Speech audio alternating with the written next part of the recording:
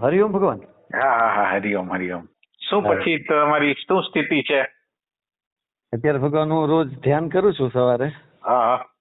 હા હા, આખો દિવસ પ્રેક્ટિસ કરું છું અચ્છા રહેવાની. અચ્છા અચ્છા અચ્છા. હા ભગવાન. એટલે તે દિવસે એટલે સત્સંગ થયો તો પછી નિરાશ બિરાશ નતો ત્યાં ને?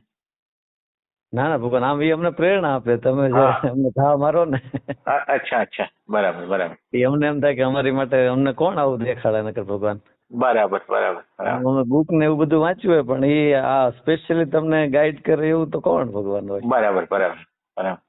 એટલે અમને તો આમ અભાવ થાય કે તમે અમને કયો છો, હાલો નકર ના કોણ ના કે ભગવાન. ના, તમારી ઉપર એક કૃપાનું તત્વ તો સરસ છે. એટલે તમને જ્યાં જ્યાં તમે અટકતા હો ત્યાં ભગવાન તમને બતાવે, બીજું કઈ છે નહીં બીજું.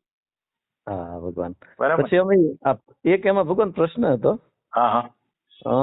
એક એમાં એક કેવું કર્મ કીધું હતું આપણે જે અટકાવે છે. પછી પ્રતિબંધ. હા, પ્રતિબંધ. પ્રતિબંધિત કર્મ. હા હા હા હા. એની ઉપર અમે રિટર્નમાં ચર્ચા કરી હતી કે આ શું છે પ્રતિબંધિત કર્મ, પણ છતાં મેં કહ્યું ભગવાન હારે વાત થશે ત્યારે હા ચર્ચા હા કરશું. થોડુંક અમે ગોત્યું હતું કે કેવા ઓલા આપણે ચેટ જીપીટીમાં હા હા અને જેમિની એઆઈ માં ગોત્યું હતું હા હા કે પ્રતિબંધિત કર્મ એક શું કહે છે એને ખબર છે કે કેમ? હા હા, તો શું મળ્યું એમાં? એટલે એમાં ભગવાન ઘણા બધા મુદ્દાઓ હતા. હા હા એમાંનું એક હતું કે તમને આળસ ચડે છે, અથવા પછી તમારા ભૂતકાળના કર્મો છે, અથવા પૂર્વજન્મના કર્મો છે. બરાબર. એમાં ઘણી બધા મુદ્દાઓ હતા કે આ પ્રતિબંધિત કર્મો છે જે આત્મા તમને. એટલે અમને એમ પ્રશ્ન થતો હતો કે આપણી પાસે નકશો તો છે પણ છતાં નથી થતું. બરાબર. એનું શું કારણ હશે એમ. હા હા એટલે હા. એ તમે વાત કરી કે પ્રતિબંધિત કર્મો હોય એટલે પછી અમને એક નવો મુદ્દો મળ્યો કે આ પ્રતિબંધિત કર્મો આપણા જીવનમાં શું છે કે જે આપણને અટકાવી રહ્યા છે સાધનામાં અંદર જતા. એટલે કઈક એના 3-4 કારણો છે કે જો વિષયોમાં આસક્તિ, હા ભગવાન. બુદ્ધિની મંદતા, હમ. ત્રીજું વિપર્યમાં દુરાગ્રહ. એટલે વિપર્યમાં દુરાગ્રહ એટલે વિપર્ય એટલે શરીરને સત્ય માનવું, આ બધી વસ્તુ હોય છે. પછી બુદ્ધિની આસક્તિ, વિષયમાં જે એકાદ રહી જાય છે. એટલે ઈ 3-4 પ્રતિબંધો. માનો કે તમે બુદ્ધિની મંદતા ન હોય તો વિષયોમાં આસક્તિ હોય. બરાબર. અને બાકી તો શરીરને સત્ય માનતા હોય, એટલે આપણા વિચારોને સત્ય માનતા હોય, આપણા સિદ્ધાંતોને સત્ય માનતા હોય, ઈ બધી વસ્તુ હોય. હવે ઈ સત્ય હોય તો આત્મા અસત્ય થાય. બરાબર. એટલે આપણે આપણી માન્યતાઓ સાથે કે આપણા આગ્રહો સાથે કે આપણી એટીટ્યુડ સાથે એટલા બધા આઈડેન્ટિફાય હોય ને, ઈ ટાઈપની વસ્તુ છે. બરાબર. એટલે ઈ 3-4 પ્રતિબંધો કેવાય. બરાબર. પછી ભગવાન અમને એક વિચાર આવતો હતો કે નકશો આપણી પાસે છે અને છતાં પ્રયાસ કરવા છતાં જે આપણું અજ્ઞાન જાતું નથી, તો એની પાછળના કારણો આ પ્રતિબંધિત કર્મો હશે ભગવાન? પ્રતિબંધિત કર્મોની અંદર એક વસ્તુ એ તપાસવાની જરૂર છે કે જે ઇન્ક્વાયરી, એટલે આ 3-4 પ્રતિબંધો જે હોય એ તમને શું થાય, એની ઊંડાઈમાં ન આવવા દે, ઊંડાઈમાં ન જવા દે. એટલે ઊંડાઈમાં ન જવા દે એટલે તમે બારોબાર થી જે માનેલું હોય એને એપ્લાય કર્યા રાખો, એટલે એમાં તો કોઈ વધારે દમ ન હોય. ઈ ટાઈપની વસ્તુ હોય. એટલે પેલું તમારું ઇન્ક્વાયરીનું તત્વ, મનનનું તત્વ છે ને, એ તમારે વધારવું જોઈએ. અને પછી મનનનું તત્વ ને એ બધું બરાબર થઈ ગયું હોય તો પછી સમયની વેઇટ કરવાની છે. પછી તમારો રસ્તો જો ચોખ્ખો થતો હોય તો ધીરે ધીરે સમયની અંદર એના પરિવર્તન થાય. તાત્કાલિક પરિવર્તન ન થાય, પણ સમયની અંદર ધીરે ધીરે તમારો જો રસ્તો સાચો થઈ ગયો તો ધીરે ધીરે પરિવર્તન આવવાના એમ. બરાબર. એટલે સમયનું એક ફેક્ટર તો રહેવાનું. સમય છે ને એ એક ફેક્ટર છે પરિપક્વ થવા માટે એમ. એટલે પણ એની અંદર પરિપાક તો જ થાય કે તમે રાઈટ રસ્તે હો તો જ પાછું. એટલે ઇન્ક્વાયરી તમારી બરાબર હોય તો જ તમે જઈ શકો. ઈ ટાઈપની વસ્તુ છે. એટલે ભગવાન એક વર્તમાનમાં રહેવાનો પ્રયાસ છે અને એક ઇન્ક્વાયરી છે. આ બે થવા જોઈએ ને ભગવાન સાથે સાથે? હા. એટલે વર્તમાન જે તમે ગયો છો એ વર્તમાનને તમારે ઇન્ક્વાયર કરવાનો છે. તો વર્તમાન શું છે? વર્તમાન શું છે? મને કે વર્તમાનનો તમે એક નાનકડો અંશ પકડીને હાલો છો ને તમને સંતોષ થઈ જાય. વર્તમાન એટલે શું, હોવાપણું એટલે શું, અને એ હોવાપણાનો આપણને અહેસાસ કેવો, એ ટાઈપનો. એટલે હાજરીની તીવ્રતા છે ને એ તમને અન્ડરસ્ટેન્ડિંગ આપશે. હાજરીની તીવ્રતા, અત્યારે દ્રશ્ય વસ્તુની તીવ્રતા છે ને એ હાજરીને નગણ્ય કરી નાખે છે. બરાબર. એટલે આની અંદર મહત્વનો મુદ્દો છે તમારી હાજરીની ઇન્ટેન્સિટી કેટલી છે અને એ ઇન્ટેન્સિટી ઉપર તમારું ધ્યાન કેટલું છે, એ ટાઈપની વસ્તુ છે. એટલે જેટલી પ્રેઝન્સ વધે ને, આ ઇન્ક્વાયરી ભગવાન કરશે એ તો મન જ કરશે ને. આમ ઇન્ક્વાયરી કરશે કોણ? આમ જે આપણે અંદરની જે આપણે ઇન્ક્વાયરી કરવાની છે એક્ઝેક્ટ સાચું વર્તમાન છે કે આ કોણ છે, એ કોણ કરશે ભગવાન? એટલે આ મન જ કરશે ને. ના, મન નહીં કરે, મનની પારનું તત્વ કરશે. એટલે જ કહું છું. એટલે મન તો કેવી રીતે ઇન્ક્વાયર કરી શકે? તમે વિચાર કરો, મન તો જ્ઞાત પ્રદેશમાંથી બધું ગોતી આવશે, કેવી રીતે ઇન્ક્વાયરી કરી શકશે? એટલે તમે જયારે આપણે ઇન્ક્વાયરી શબ્દ વાપરી છીએ ત્યારે તો જેટલી તમારી ઇન્ફોર્મેશન હોય ને એનો એન્ડ આવી જાય ને, એનો એન્ડ કરવાનો છે, અને ખબર નથી એ અવસ્થાએ આવવાનું છે. બરાબર. અત્યારે ભ્રમણા એવી છે કંઈક ખબર છે એમ, એ ટાઈપની વસ્તુ. એટલે ઇન્ક્વાયરી છે એ આપણા એસેન્શિયલ સેલ્ફ માંથી આવે છે. ઓકે. એટલે એ મનના પ્રદેશમાં નથી. એટલે ગીતામાં એમ કીધું કે મન જ મનુષ્યના બંધન અને મુક્તિનું કારણ છે. એટલે કેવું મન? તો જે આ ઇન્ફોર્મેશન વાળું મન નહીં, પણ ઇન્ફોર્મેશન નો ઇનકાર કરે છે અને એનું સંશોધન કરે છે એવું મન, એમ. બરાબર. એ ટાઈપની વસ્તુ છે. એટલે ભગવાન હજી આમાં દાખલા તરીકે હું કોણ છું એની ઇન્ક્વાયરી આપણે ચાલુ કરીએ છીએ. હવે હું કોણ છું જયારે એ પ્રશ્ન પૂછવાનો આવે છે એની ઇન્ક્વાયરી ચાલુ થાય છે ભગવાન. તો શરૂઆતમાં તો આ પ્રશ્નો જે બધા પૂછશે એ તો મન દ્વારા જ પૂછાશે ને ભગવાન. પછી એવી અવસ્થા આવશે કે આને અસ્વીકાર કરવું. ના, એટલે અત્યારે હું નો સવાલ નથી કરવાનો. અત્યારે તમારે પ્રેઝન્ટ મોમેન્ટ શું છે, પ્રેઝન્ટ મોમેન્ટ શું છે, અને પ્રેઝન્ટ મોમેન્ટ ની અંદર જે ડિવિઝન થાય છે આ અને હું ના, એ આ શું છે અને હું શું છે, બસ આ. એટલે જેને આપણે આઈ નું જે સેન્સિંગ કરવાનું છે ને, એટલે હું અને આઈ ની ઇન્ક્વાયરી કરવાની છે. આ શું છે અને હું શું છે. એટલે એની અંદર ઇન્ક્વાયરી નો અર્થ એવો છે કે પ્રશ્ન મારો અંદર થાય છે, જવાબ નથી મળતો, અને જવાબની મારી ઝંખના છે.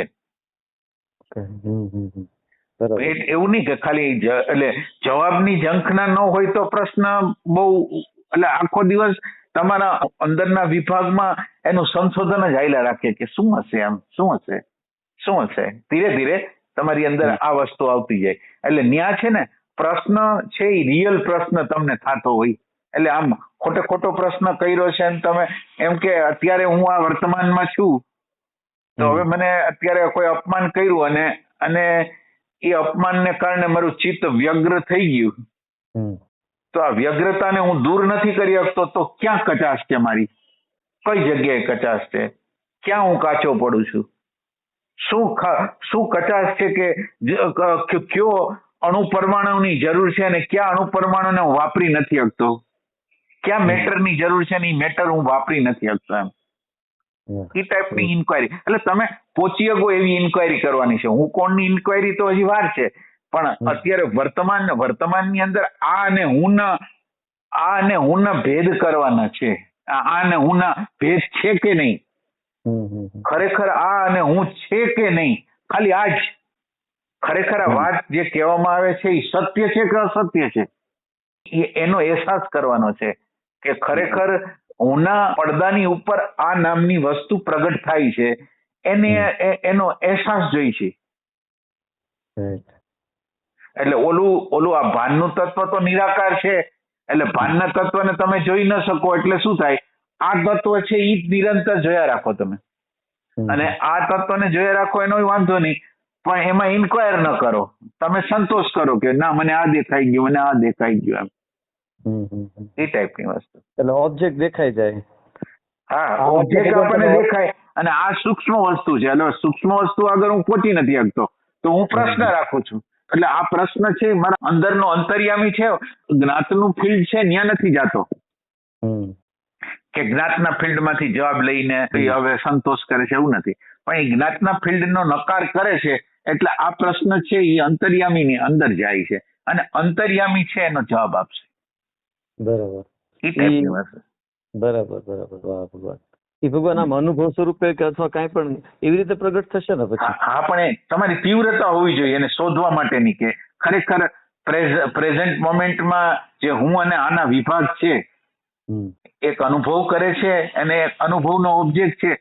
એમ કે ખાલી તમારે બીજું કઈ, આ બે જ વસ્તુ છે, અનુભવ કરનાર અને અનુભવનો ઓબ્જેક્ટ. હું અને આ ખરેખર સત્ય છે કે નહીં? એટલે આ વાત ખાલી કાલ્પનિક છે, ફિલોસોફિકલ છે કે એક્ચ્યુઅલ છે, એ તમારે એનો અહેસાસ કરવાનો છે. બરાબર છે. એ ટાઈપની વસ્તુ છે. બરાબર. ભગવાન આમ શરૂઆત તો આની હજી હું તમને પૂછવા માંગુ છું એમાં કે આ શરૂઆતમાં દાખલા તરીકે મારા જોવે જ છે, તો આ જે નિર્ણય કરે છે એ મન નહીં કરે ભગવાન? ના, ઈ પ્રેમ છે. ઓકે, એ પ્રેમ છે. એટલે એ બે વચ્ચેનો ડિફરન્સ તો તમારે સમજવો જ પડે. કારણ કે એટલે હાવ સિમ્પલ ભેદ તો હાવ સિમ્પલ છે. એક હાવ ઇઝીલી ગોતી લે છે મેમરીમાંથી અને સંતોષ માની લે છે, અને એક જણો ઓથેન્ટિક છે, ઈ આ જ્ઞાતમાંથી કોઈ જવાબને સ્વીકારતો નથી. તમે વિચાર કરો ને, હાવ સિમ્પલ રીતે વિચાર કરો કે જે ડેટા પડ્યા છે બ્રેઇન સેલ ની અંદર ઈ જડ છે, એને કાઢવા માટે કોક જોઈ. હવે ઈ ડેટા એમ કે હું આત્મા છું, હું પરમાત્મા છું, હું પ્રેઝન્ટ મોમેન્ટ છું, તો એના દ્વારા જ્ઞાન તો કોઈથી થઈ જ ન શકે એમ. એનો તમે સાક્ષાત્કાર કરો. આ વાત મેં તમને કહી દી ને, એનો તમે સાક્ષાત્કાર કરો. આ ડેટા જડ છે અને જડ વસ્તુને કોઈ પ્રકારનું જ્ઞાન ન થઈ શકે. જડ વસ્તુ ખાલી ભાવનાઓ એવી કરી શકે અને ઈ ટેમ્પરરી જ હોય, એ શાશ્વત હોય નહીં એમ. એટલે સાચી સમજની જરૂર છે. એટલે ભગવાન જે ડેટા જે છે એને સ્વીકારતો નથી, ઈ પ્રેમ છે ને કે આ નહીં, આ નહીં. ના, એટલે ડેટામાંથી આવે એવી ઇન્ક્વાયરી નથી જોતી. એટલે મને ખરેખર નક્કર વસ્તુ જોઈ છે. નક્કર એમ કે હાલો ઇન્ફોર્મેશનના ડિપાર્ટમેન્ટમાંથી કંઈક જવાબ આવી ગયો, પણ એવું મારે નથી જોતું. મારે જોઈ છે નક્કર કે ખરેખર હોવાપણું શું છે, અનુભવ કરનાર કોણ છે કે નહીં.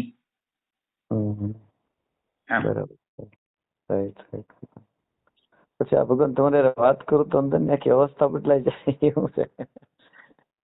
એ તો હવે તમારો ભાવ હોય એટલે થઈ જાય. જયારે વાત કરું અંદર એ આખી તમારું અંદર નું વાતાવરણ અંદર આવતું એવું લાગે. ના, એની અંદર બે જણાની જરૂર પડે, તમારી ને મારી. તો તમે એમાં જરૂર છો ને હું એમાં જરૂર છું, એટલે બેયનો સરખો સેમ હિસ્સો છે એમ. ના, મારો તો હિસ્સો શું છે? ના, એ તમને અત્યારે નહીં ખ્યાલ આવે, પણ તમે જયારે સત્યનું જ્ઞાન થશે, હું તો તમને સાચું કહું ને, સત્ય કહું છું કે જે વસ્તુ તમને જે મારી લાગે છે ને એ મારી છે નહીં. એક સેન્સથી તમે અત્યારે વિનુભાઈને જે ઓળખો છો શરીર દ્વારા કે એના કોઈ જ્ઞાન દ્વારા કઈ રીતે ઓળખો છો, એ વિનુભાઈનું છે જ નહીં. હવે એ છે એનું છે. એટલે માનો કે આ દશા આવી તો એ તો મૌન દશા તો ઓની છે. તમે જે ઓળખો છો વિનુભાઈને ઈ છે, ઈ સ્થૂળ શરીર છે, એની અંદર કોઈક પ્રકારનું તમને જ્ઞાન, આરા પ્રકારનું જ્ઞાન રજૂ કરે છે એવું કોઈક તમને લાગતું હોય, પણ એ બધું એનું નથી, આ સ્થૂળતાનું નથી. એ આવે છે ત્યાંથી જ આવે છે એમ.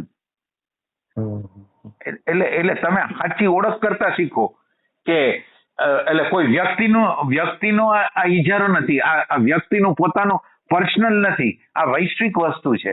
કે તમે જ્યારે એમ્પ્ટી થાવ છો, આ દુનિયાનો કોઈ પણ વ્યક્તિ એમ્પ્ટી થશે એટલે એમ્પ્ટીનેસ ની શાંતિ, આનંદ, પ્રેમ એ ઉતરી આવશે. એના છે. વિનુભાઈ, જેને તમે વિનુભાઈ કહો છો એના નથી એમ. તમે દેખાવ ના, એટલે ભૂલ હાથ થઈ જાય છે. એટલે પછી એની પૂજા અને એનાથી પ્રભાવિત ને એનાથી એટલે તમે જે રિયલ શોધ કરવા આવ્યા છો એને તો તમે હાવ ભૂલી ગયા છો. એટલે તમે જે ગુરુ હોય કે તમને જે લાગતા હોય એને તમે પૂછતા હો, ઈ જે શરીર, ઈ જે મન, ઈ જે બુદ્ધિ, ઈ પૂજવાને લાયક નથી, પણ એની અંદરનું જે હોવાપણું જે પ્રગટ થયું છે એ પૂજવાને લાયક છે. અને થાય છે કેવું કે તમે જેને પૂજવાને લાયક છે એને ભૂલી જાઓ છો અને જે પૂજવાને લાયક નથી એને સતત પૂજા કર્યા રાખો છો. આ હું તમને સાચું કહું છું. ના, એટલે તમે અહોભાવ કરી શકો, પણ હું તમને સત્ય બતાવું છું કે આ જે કાંઈ પણ તમને શાંતિ લાગતી હોય, આનંદ લાગતો હોય, અંદરનું માનો કે અત્યારે ધ્યાનમાં કોઈ ચેન્જીસ લાગતું હોય, તો ઈ કલા છે ઈ વિનુભાઈની નથી, ઈ કલા છે એ હોવાપણાની કલા છે. અને તમે વિનુભાઈના ખાતામાં ખતવો છો એમ. ઈ સેન્સથી તમને સાવધાન કરું છું. એટલે બધા ડાયવર્ઝન કેમ થઈ જાય છે? એક ગુરુની આકૃતિ હોય ને એને પૂજે ને એને વંદન કરે ને એના ગુણગાન ગાય ને હવે એની અંદર જે છે એ કોક બીજું જ તત્વ છે અને તમે જે પૂજા કરો છો એ બીજી જ કોકને કરો છો. એટલે આત્માનું એક અપમાન છે એ એક પ્રકારનું. આત્માની અવગણના હોત છે એમ. શું કહેતો તમે?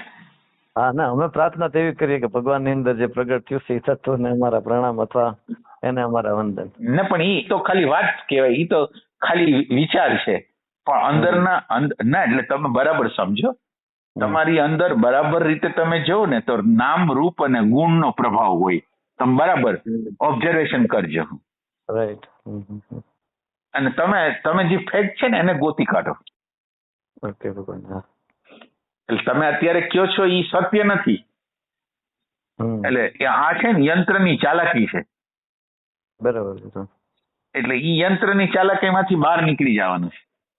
હા, ના, ભગવાન આશીર્વાદ આપો કે હું બહાર નીકળી. હા, એટલે સ્થૂળતાને પૂજવાની નથી. અને તમે વિચાર કરો કે આપણે તો આત્મતત્વને જાણ્યું નથી, તો હવે જેની અંદર પ્રગટ થયું છે એને ચોટી જાય છે. રાઈટ. એટલે ચોટી જાય છે તો તમે એટલે ખરેખર તમારે આત્મા જોતો હોય તો એ આત્માની અવગણના છે. તમે જો આકૃતિને જોઈતા હો તો આકૃતિને માન આપો, પણ તમારું નજર વાં રાખો.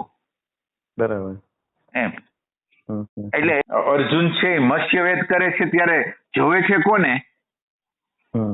એક આંખને જોવે ને પોતાને જોવે ને. ના, જયારે મત્સ્યવેદ કરે છે ને ત્યારે તમે બરાબર દાખલાને બરાબર સમજો. મત્સ્યવેદની અંદર એ બિંબને નથી જોતો, પ્રતિબિંબને જોવે છે. પ્રતિબિંબને જોવે છે. એટલે એની આંખ છે એ પ્રતિબિંબને જોવે છે. એની અંદરની સુરતા છે એ બિંબને જોવે છે. બરાબર છે આટલું? હા, રાઈટ. એવી રીતે સાધક લોકોએ આંખ દ્વારા પ્રતિબિંબ એટલે પ્રતિબિંબો જે આ બધા દુનિયાના જેટલા પ્રતિબિંબો છે એને જોવે છે અને અંદરની સુરતા છે એ અંદરના સચ્ચિદાનંદને જોવે છે. એ ટાઈપની વસ્તુ છે. એટલે બહાર ભલે આપણે નામ રૂપને જોઈ છીએ, પણ આપણી અંદરની સુરતા છે એની અંદર જે સચ્ચિદાનંદ છે ને, એટલે સાધક લોકોની ક્વોલિટી આ જોઈ છે. એટલે અત્યારે પ્રોબ્લેમ કેવો છે કે નામ રૂપ દેખાય છે, ઓલું જે સચ્ચિદાનંદ છે એટલે આભાસો દેખાય છે, પ્રતિબિંબો દેખાય છે, પણ પ્રતિબિંબનો આધાર નથી દેખાતો. એટલે આપણે જે પૂજન વિધિ કરી છે ને બધી છે ને સ્થૂલ છે. એટલે ગમે એટલું આપણને મન મનાવતા હોય, ગમે તે કરતા હોય, પણ એ પૂજા સ્થૂલ છે. આપણે અંદરના અંતર્યામીને હજી જાણતા નથી. એટલે જસ બધો દેશું ને એ આકૃતિને આપી દેશું કે એના ગુણને આપી દેશું એમ એ રીતે. એટલે આમાં ખોટું હોય તો કેજો તમ તારે. ના ભગવાન સાચું છે. તો પછી ભગવાન આજે આપણે જે પ્રાર્થના કરીએ છીએ અને કામ થાય છે તો ઈ શક્તિ જ કામ કરે છે ને. ના, એટલે ઈ તો હાવ સિમ્પલ વાત છે કે તમે માનો કે જે વ્યક્તિને યાદ કરો એ વ્યક્તિની અંદર જે હોય ઈ તમને મળે, પણ ઈ તમારી અન્ડરસ્ટેન્ડિંગ નથી. તમે તો ખાલી શું કર્યું, નામ રૂપનો આધાર લીધો અને નામ રૂપની અંદર જે અવ્યક્ત પ્રગટ થઈ ગયું એને તમે એટલું બધું મહત્વ નથી આપતા. એટલે આપો છો, પણ આપો છો ઈ ઓના કરતા ઓછું. જે વ્યક્તિમાં પ્રગટ થયું છે એને વધારે મહત્વ આપું છું. બરાબર.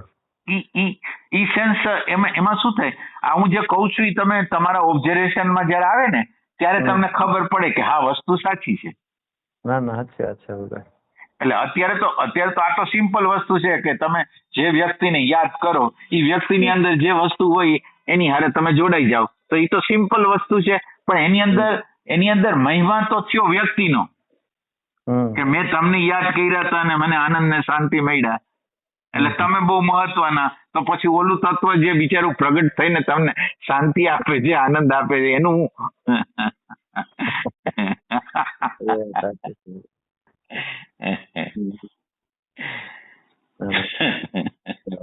ઘણો ઉઘાડ કરી દીધો ભગવાન.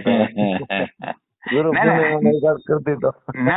ના ખરેખર હું તમને સત્ય કહું છું, તમે જોવો એટલે ખરેખર આત્માની પરમાત્માની હોવાપણાની અવગણના થઈ રહી છે અને ગુરુ પૂર્ણિમાઓ ઉજવાઈ રહી છે.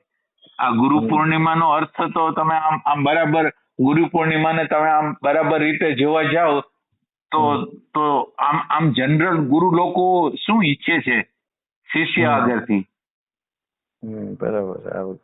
આટલા બધી પૈસા છે અથવા માન છે, પ્રતિષ્ઠા છે, અને એના કોઈ શિષ્ય એટલા વધે તો એને મજા આવે એમ છે. તો ઓમ એનો કોઈ મિનિંગ નથી. તમે મારી આગળ હંમેશને માટે ન રહ્યો એવી ઈચ્છા ધરાવે ને એ સાચો સદગુરુ હોય કે તમને જ્ઞાન થઈ જાય તો તમારે મારી આગળ ઉભા રહેવાની જરૂર નથી.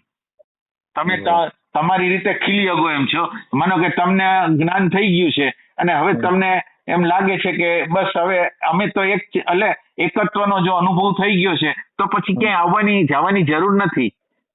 પછી સંજોગોને ઈ હોય એ વાત બરાબર, પણ ઓમ જરૂરિયાત નથી. એટલે એમ કે આખી જિંદગી ગુરુની હારે બંધાય એક ઓલો ગળા ફાંસા જેવું બાંધીને તમે એની હારે ગ્યાજ રાખો ફરજિયાત રીતે, ઈ નહીં.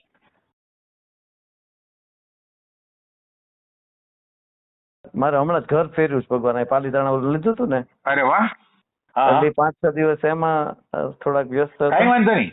ના એટલે આ તો શું થઈ એક જુદા જુદા પ્રકારના પ્રસંગો સંયોગો ગણાતા હોય એ પ્રમાણે આપણા જીવનની અંદર ફેરફારો આવતા હોય. આપણે અમુક વસ્તુ કરી ગઈ, અમુક વસ્તુ ન કરી ગઈ, અમુક વખતે ધ્યાન ઓછું થઈ જાય, અમુક વખતે વધી જાય, એ બધું તો એની રીતે છે. ના ભગવાન આપના આશીર્વાદ આપજો કે ડાયવર્ટ ન થાવ ભગવાન. ના એટલે અંદર ધીરે છે ને ક્લિયર થતું જશે. તમને પેલાની સમજ હતી એના કરતા થોડીક વહીતી હોય એવું તો લાગે ને? પેલા હતી સમજ. હા ભગવાન, ઘણી બધી હોય એવું લાગે. અત્યારે આજે જ ફૂલ નેગેટિવ વાળું વાતાવરણ હતું ભગવાન. આખી એક એસએમસી ની રચના કરવાની, એમાં ગામ હામે તકરાරු બહુ હતી, તો આપણી અંદર તો એકદમ શાંતિ જ હતી કે ભાઈ ચાલો. બરાબર. એટલે જીવનની સમજ તમને વધતી હોય ને, જીવનની સમજ વધતી હોય પછી તમને તમારી અન્ડરસ્ટેન્ડિંગ આધ્યાત્મિક માટે વધતી હોય. દાખલા તરીકે તમે અત્યારે સવાલ પૂછ્યો કે આ તો મન જ છે ને, એમ કે આ ઇન્ક્વાયરી કરે એ મન જ છે ને, તો એક વખત તમને ખબર પડી જાય કે આ મન એટલે બે પ્રકારના મન છે. એક બહારનું ધર્મનું આધ્યાત્મનું હિપ્નોટાઇઝ થયેલું મન જે છે એ આધ્યાત્મની શોધ કરે, એમાં ઊંડાઈ ન હોય, ઇમિટેશન હોય. એટલે એમાં કોઈ અર્ક ન હોય, એમાં કોઈ સાર ન હોય, એમાં કોઈ ઊંડાઈ ન હોય, એમાં કોઈ તીવ્રતા ન હોય. અને જયારે અંદરના ઊંડાણમાંથી જયારે આપણા એસેન્શિયલ સેલ્ફમાંથી જયારે થાય ને, આપણા અંદરના ઊંડાણમાંથી જયારે આ ભાવ પ્રગટ થાય ને, પછી એ સતત રીતે ચાલુ રહે. એટલે એ બે વચ્ચેનો ફરક છે. આમ ભગવાન એસેન્શિયલ સેલ્ફ જે કે છે ભગવાન, એ એક્ઝેક્ટ આમ દ્રષ્ટાનું કિરણ છે કે દ્રષ્ટા છે પોતે? હા દ્રષ્ટા જ છે. દ્રષ્ટા સચ્ચિદાનંદ જે છે ને, સચ્ચિદાનંદ જે સ્વરૂપ છે ને એ સચ્ચિદાનંદ જ છે. અને એ સચ્ચિદાનંદ નું જેનેટિક આપણી આગળ છે. એટલે આપણે શાંતિ ઈચ્છીએ છીએ, આપણે આનંદ ઈચ્છીએ છીએ, આપણે પ્રેમ ઈચ્છીએ છીએ. જે આપણી ડિઝાયર જે સતત રીતે છે ને, એ ડિઝાયર એને લીધે છે શાંતિની. આપણને શાંતિ ગમતી નથી, પણ આપણે આપણી આગળ ઈગો છે, એટલે ઈગો નાનો ન થાય એના માટે અશાંતિ તો ઊભી કરી દઈએ, પણ અશાંતિમાં રહેવું ગમતું નથી. એ ટાઈપની વસ્તુ છે. એટલે જે શાંતિની અંદર ગમો શાંતિનો છે, આનંદનો છે, પ્રેમનો છે, એ એસેન્શિયલ સેલ્ફનો અવાજ છે. અને ઈ એસેન્શિયલ સેલ્ફના અવાજને તમે ઉઘડવા દ્યો ને તો ઈ કાર્યરત થઈ જાય એમ. બરાબર. વાહ. એટલે ઈ સમજ તમે કરી લ્યો, ઈ સમજ છે ને ઈ કરવાની છે. બરાબર. પછી ભગવાન આજે પરોક્ષ નિશ્ચયની આપણે વાત થઈ હતી. હા પરોક્ષ નિશ્ચય જે કરવાનો છે ભગવાન, હા ઈ આપણે એનો એટલે અનુભવ કરવાનો છે કે આની સિવાય કઈ નથી, આને જ થાય છે જ્ઞાન? હા, તમે દ્રષ્ટાંત તો આ બધું સાંભળ્યું છે, છતાં તમને ફરીથી રિપીટ કરું. ઓલા 10 છોકરાનું દ્રષ્ટાંત હોય છે કે એક નદીને સામે કાંઠે જાય છે, પેલા 10 હોય, પછી ગણવા જાય છે તો પોતાને ગણતો નથી. પોતાને ગણતો નથી એટલે એને લાગે છે કે 10મો ખોવાઈ ગયો, અને 10મો ખોવાઈ ગયો એટલે રોકકડ કરે છે. એટલે ત્યાં આપ્ત પુરુષ આવે છે. એ આપ્ત પુરુષ એમ કે છે કે 10મો છે, હજી 10મો બતાવ્યો નથી. 10મો એને બતાવ્યો નથી, પણ એમ કે 10મો છે એટલે ઓલા લોકોને એટલું તો થયું કે આ વ્યક્તિ ખોટું નહીં બોલતી હોય. એટલે ઈ એને પરોક્ષ જ્ઞાન થયું. પછી ઈ 9 જણાને એક સાઈડમાં ઉભા રખાવ્યા અને 10મો એના ઉપર આંગળી કરીને કે 10મો તું છે, એ અપરોક્ષ. હવે આની અંદર આપણે જે પરોક્ષ જ્ઞાન કહી છીએ, પરોક્ષ જ્ઞાન જે કહી છીએ ઈ એટલે પરોક્ષ શબ્દ નહીં બરાબર સમજો. પરોક્ષ અક્ષ એટલે ઇન્દ્રિયોથી પર છે, ઈ પરોક્ષ છે. પેલું તો ઈ બરાબર સમજી લેવાનું કે ઇન્દ્રિયોથી પરની વાત કરે છે. પરોક્ષ એટલે ઇન્દ્રિયોના રેન્જમાં જે નથી આવતું ઈ પરોક્ષ છે. હવે પરોક્ષની અંદર પાછું ભલે ઇન્દ્રિયોની રેન્જમાં નથી આવતું, પણ મન છે ઈ પરોક્ષ છે. એટલે ઇન્દ્રિયોની પકડમાં નથી આવતું. એની અનુભવ થાય આપણને. માનો કે સુખ હોય, દુઃખ હોય, રાજી હોય, નારાજગી હોય, તો ઈ આમ ઇન્દ્રિયોનો વિષય નથી. એટલે દાખલા તરીકે તમને અત્યારે દુઃખ થઈ રહ્યું હોય, સુખ થઈ રહ્યું હોય, તો હું મારા આંખ કાન દ્વારા તમને એવું ન જોઈ શકું કે તમારી અંદર સુખ દુઃખ છે, કારણ કે એ આંતરિક વસ્તુ છે. 5 ઇન્દ્રિયો દ્વારા એને નો ફીલ જોઈ શકે. હા એટલે એક ચોથું ડાયમેન્શન છે. એટલે એને પરોક્ષ કહેવાય, પણ એ અનકોન્શિયસ પરોક્ષ છે. ઓકે. અને ઓલું આપણે જે પરોક્ષ જ્ઞાનની વાત કરી છે ને, એ પરોક્ષ જ્ઞાન એટલે આપણે કાળું બોલી તો આપણા નજરમાં ધોળું પણ હોય. આપણે અંધારું બોલી ત્યારે આપણી આગળ અજવાળું પણ હોય. બે હામહામા વસ્તુ હોય ત્યારે આપણે ઓનો નકાર કરીએ, ઓમ કહીએ કે અંધારું અજવાળું. એમ આપણે જયારે એમ કઈ જડ અને ચેતન, તો હવે જડ નહીં જાણવું પડે ને ચેતન નહીં જાણતા હો તો તમે એમ કહો કે જડ ચેતન. બાકી તમે જડ વસ્તુને ખાલી એકલાને જાણો છો તો તમે બોલો જડ ચેતન ખરું, પણ તમને ખબર નથી જડ ચેતન શું છે. રાઈટ. એટલે હવે પરોક્ષ જ્ઞાનની અંદર શું છે કે તમારે આ વાત કે વિચાર નથી, પણ તમે તમારી અંદરનો પ્રેમ તત્વ રેડો છો. પ્રેમ તત્વ દ્વારા ઇન્ક્વાયરી કરો છો કે ખરેખર જડ અને ચેતન ના. એટલે આ નિશ્ચય એટલો બધો હેલ્પફુલ છે કે જો તમને આ નિશ્ચય થઈ જાય, ખરેખર નિશ્ચય થઈ જાય તો હેલ્પફુલ એટલો બધો છે.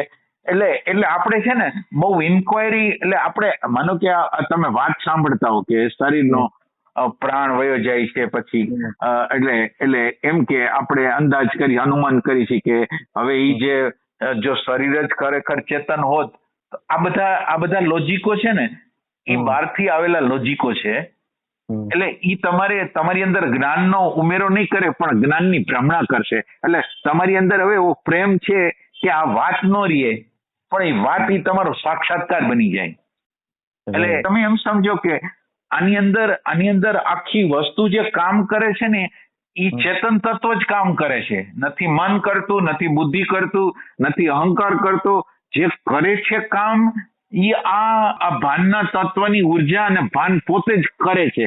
ભલે આપણને લાગતું હોય કે પ્રકૃતિ કરે છે, પણ ઓમ કરવા વાળું જે તત્વ છે ને એ તો ભાન નામનું તત્વ જ છે. એટલે હવે તમે એવો પ્રેમ પ્રગટ કરો કે આ ભાનના તત્વનો તમને અહેસાસ થાય કે દાખલા તરીકે શરીરની અંદર કોઈ પણ ક્રિયા પ્રક્રિયા થાય છે મનની અંદર કોઈ ક્રિયા પ્રક્રિયા થાય છે અથવા બુદ્ધિની અંદર કોઈ ક્રિયા પ્રક્રિયા થાય છે, એ એની સ્વતંત્ર ગતિ નથી. એની અંદર એટલે તમે એમ સમજો કે તમે મને જોવો તો મને જોવો તો આમ પ્રક્રિયાની અંદર તો આપણને સ્થૂલતા લાગે કે ભાઈ આ આકૃતિને જોઈ પછી અંદર આકૃતિ ગઈ અને આકૃતિ ગઈ પછી આપણો પોતાના અનુભવ પ્રમાણે એમાં કોઈ મેમરીનો વિભાગ છે, મેમરીના વિભાગમાંથી તમે વિનુભાઈને કાઢી દીધા. એટલે આ બધી પ્રક્રિયાઓ જડ વસ્તુ નથી કરતી. બરાબર. એટલે તમે વિચાર કરો કે બધી વસ્તુ ખાનામાં પડી છે, એટલે સ્મૃતિના ખાનામાં પડી છે. હવે સ્મૃતિના ખાનામાંથી બહાર કોણ કાઢશે? સ્મૃતિના એટલે અત્યારે યોગ્ય દાખલા તરીકે આપણું રસોડું છે અને અત્યારે આપણે રસોડાની અંદર જીરું જોઈશું, તો જીરું એક જગ્યાએ પડેલું છે, એને કાઢશે કોણ? પછી હળદર ક્યાંક પડી છે તો એને કઈ જગ્યાએ કાઢી? તો કાઢવા વાળો કોક જોશે ને. હળદર એની મેળે આવી જશે, જીરું એની મેળે આવી જશે. સમજો છો? હા, એટલે મેમરીમાં ક્યાંક પડ્યું છે કે અહીંયા મૂકેલું છે ભગવાન, પણ એને ગોતશે તો ઓલું ભાનનું તત્વ. ના, એટલે ભાનના તત્વ સિવાય ભાનના તત્વ સિવાય તો કાર્ય જ નથી થવાનું. બધી જગ્યાએ ભાન અને એ ભાન સતત રીતે કાર્ય કરે છે ને તમે એને તો હાવ કરતા હાવ એને કન્સિડર જ નથી કરતા એમ. બરાબર છે. એટલે તમારે પ્રેમથી ઇન્ક્વાયરી કરીને આનો અહેસાસ કરવાનો છે કે ભાન નામનું તત્વ, એટલે એમ કે જીવન તત્વ નિરાકાર તત્વ ભાનનું તત્વ છે. અને ભાનનું તત્વ જ એટલે ભલે આપણે આ પ્રકૃતિનો ગમે એટલો વખાણ કરી, આખી જીવનતા બધી જે છે ને એ ભાન તત્વની જ છે, બીજા કોઈની છે નહીં. એ નિશ્ચય કરવાનો છે. અને આ બધી વસ્તુ જડ છે, એટલે વિચારધારા નહીં, આમ એનો અહેસાસ કરવાનો છે. એટલે તમે અહેસાસ એવી રીતે કરી શકો કે પેલા તમને એક પોઈન્ટ તો તમને બતાવ્યો કે ભાન નામનું તત્વ આખો દિવસ રહે છે, એટલે સવારથી હાંજ લગી સપનામાં સુસુપ્તિમાં. હવે આ માનવાનું નથી. જો એ ભાન નામનું તત્વ આપણે આ જે વાત કરી છે એ તો હાવ સામાન્ય જ્ઞાન છે કે જે લોજિકલી એમ કહે છે.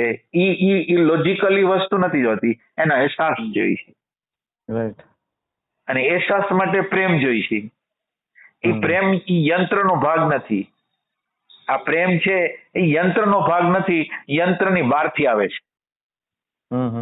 એટલે આ જ્યાં લગીને તમારી અંદર જે આ પ્રેમ નામનું તત્વ જે છે એ યંત્રની બહારમાંથી જે ગોતતું ન હોય તો પ્રેમ નામનું તત્વ નથી.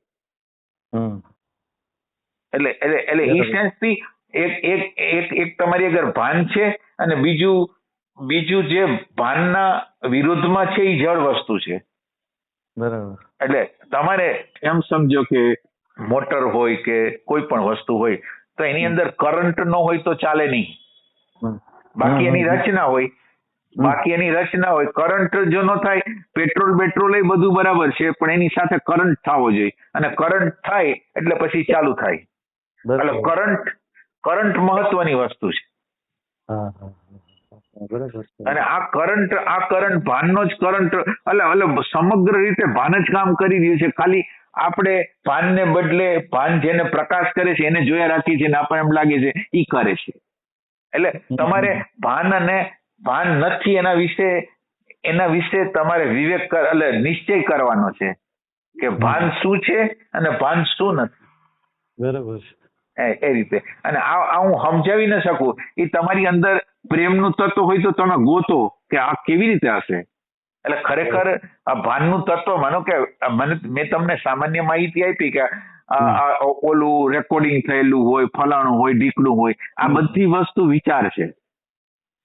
અને આના દ્વારા શોધ કરતા હો, માનો કે તમને આ બધું કહેવામાં આવ્યું ને એ જ વસ્તુને તમે સત્ય માનતા હો અને એમાં તમે પ્રેમ ન રેડો, તમારી ઇન્ક્વાયરી ન રેડો, તમારી શોધને ન રેડો, તો યંત્ર તો ખોટી વસ્તુ તમને આપશે. સાચી વાત છે. એ રીતે એવી વસ્તુ છે. બરાબર. તો આટલું બસ ને. ભલે. હરિઓમ. હરિઓમ.